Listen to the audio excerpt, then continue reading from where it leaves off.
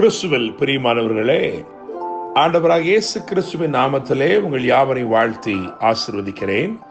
இந்த நாளுக்கு இந்த தேவன் நமக்கு அருளி இருக்கும் ஜீவ வார்த்தை எஸ்ரா புஸ்தகம் 6ஆம் அதிகாரம் 14ஆம் வசனத்தில் இருக்கிறது. தீர்க்கதரிசியாகிய ஆகாயும் இத்தோவின் குமாரனாகிய சகரியாவும் தீர்க்க தரிசனம் சொல்லி வந்தபடியினால் அவர்களுடைய காரியம் கைகூடி வந்தது. என கேட்கிற தேவனுடைய பிள்ளைகளே, 2 தீர்க்கதரிசிகளுடைய பெயரை குறிப்பிட்டு அவர்கள் தீர்க்க தரிசனம் சொல்லி வந்தபடியினால் அவர்களுடைய காரியம் வாய்த்தது அல்லது கைகூடி வந்தது என்று வேதம் சொல்கிறது. அந்த வசனத்தை தொடர்ந்து வாசித்து பார்க்கும் பொழுது அவர்கள், அதாவது இஸ்ரவேலர்கள், யூதர்கள் தேவனுடைய ஆலயத்தை கட்டி முடித்தார்கள் என்று எழுதியிருக்கிறது.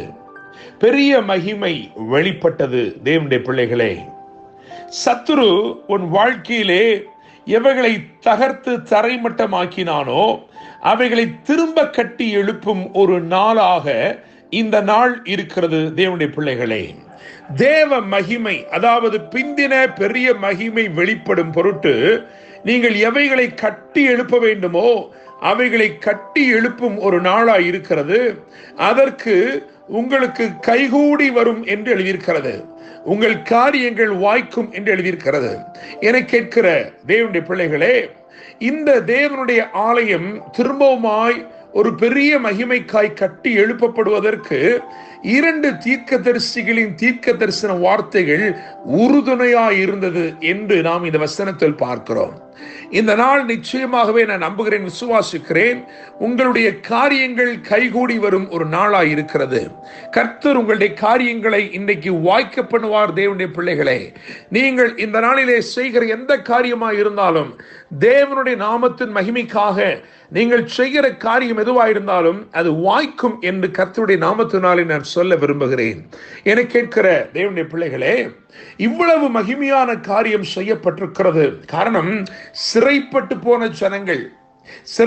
போன ஜனங்கள் திரும்பமாய் சிறையிருப்பிலிருந்து வந்து அவர்கள் ஒன்றுமில்லாமல் இருந்து எல்லாவற்றையும் கட்டி எழுப்பியிருக்கிறார்கள். அங்கே நீங்கள் வேதத்திலே வாசித்து பார்க்கும் பொழுது அறிந்து கொள்ளலாம், அவைகளெல்லாம் உடைக்கப்பட்டு மண்மேடுகளாய் கிடந்தது, ஜீவனற்ற கற்களாய் கிடந்தது, சுட்டரிக்கப்பட்டவைகளாய் கிடந்தது.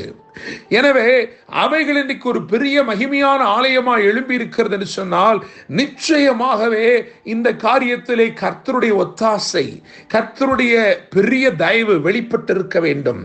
எனவே இந்த தீர்க்கதரிசிகள் என்ன தீர்க்க தரிசனம் உரைத்தார்கள் என்று ஆராய்ந்து பார்க்க வேண்டியது அவசியமாயிருக்கிறது. இங்கே 2 தீர்க்கதரிசிகளை குறித்து வேதம் சொல்லுகிறது. ஒன்று ஆகாய், இன்னும் ஒன்று சகரியா என்று எழுதியிருக்கிறது. இந்த ஆகாய் தீர்க்க தரிசனம் உரைத்தது என்ன உரைத்தான் என்று சொன்னால், ஆகாய் தீர்க்க தரிசன புஸ்தகம் 1ஆம் அதிகாரம் 13ஆம் வசனத்தை பார்க்கும் பொழுது அங்கே எழுதியிருக்கிறது, நான் உங்களோட இருக்கிறேன். அவன் அதிகமாய் தேவ பிரசன்னத்தை குறித்தே அவன் தீர்க்க தரிசனம் உரைத்திருக்கிறான்.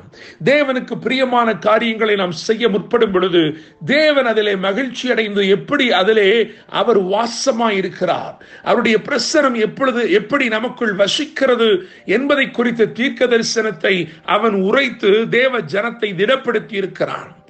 அடுத்தபடியாக சகரியாவை குறித்து எழுதியிருக்கிறது. சகரியாவின் புஸ்தகம் 4ஆம் அதிகாரம் 6ஆம் வசனத்தை பார்க்கும் பொழுது, பலத்தினாலும் அல்ல, பராக்கிரமத்தினாலும் அல்ல, ஆவியினாலே ஆகும் என்று எழுதியிருக்கிறது. ஆக சகரியா தேவனுடைய வல்லமை குறித்து தீர்க்க தரிசனம் உரைத்திருக்கிறான். ஒருவன் தேவ பிரசன்னத்தை குறித்து தீர்க்க தரிசனம் உரைத்தான், இன்னும் ஒருவன் தேவனுடைய பெரிய வல்லமை குறித்து தீர்க்க தரிசனம் உரைத்தான். எனவே the presence of God added to the power of God. இந்த 2 காரியங்களும், தேவ பிரசன்னமும் தேவனுடைய வல்லமையும், இதை குறித்த வார்த்தைகள் அவர்களுடைய தியானமாய் இருந்தபடினால் என கேட்கும் தேவனுடைய பிள்ளைகளே, இங்கே ஒரு மகிமையை வெளிப்படுத்தக்கூடிய ஒரு ஆலயம் ஒன்று கட்டி எழும்பி இருக்கிறது. தேவனுடைய பிள்ளைகளே, நான் நம்புகிறேன், விசுவாசிக்கிறேன், உங்கள் வாழ்க்கையிலே சத்துரு எவைகளை தரைமட்டமாக்கினானோ, எவைகளை இடித்து தகர்த்து எவைகளை ஒன்றுமில்லாமல் போக செய்தானோ அதற்கு பின்னணியத்திலே இனியும் தேவனுடைய பெரிய மகிமை வெளிப்படும் ஒரு காரியம் அமைந்திருக்கிறது.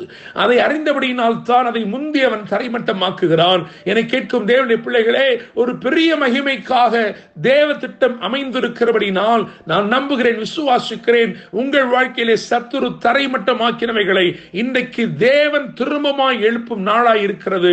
அதற்கு திடன் கூறும்படிக்கு தேவனுடைய வார்த்தைகள் அமைகிறது. நான் உங்களோட இருக்கிறேன் என்று வாக்கு பண்ணுகிறார். பலத்தினாலும் அல்ல, பராக்கிரமத்தினாலும் அல்ல, என்னுடைய ஆவியினாலே ஆகும் என்று அவர் வாக்கு பண்ணுகிறார்.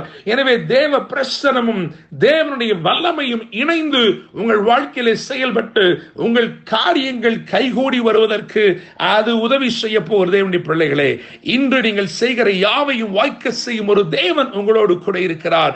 அவர் நிச்சயமாக சகலவற்றையும் வாய்க்க பண்ணுவார். கர்த்தர் தாமே இந்த வார்த்தைகள் மூலமாய் உங்களை ஆசீர்வதித்து வாழ வைப்பாராக. என்றும் அன்புடன் pastor Daniel Moses. God bless you.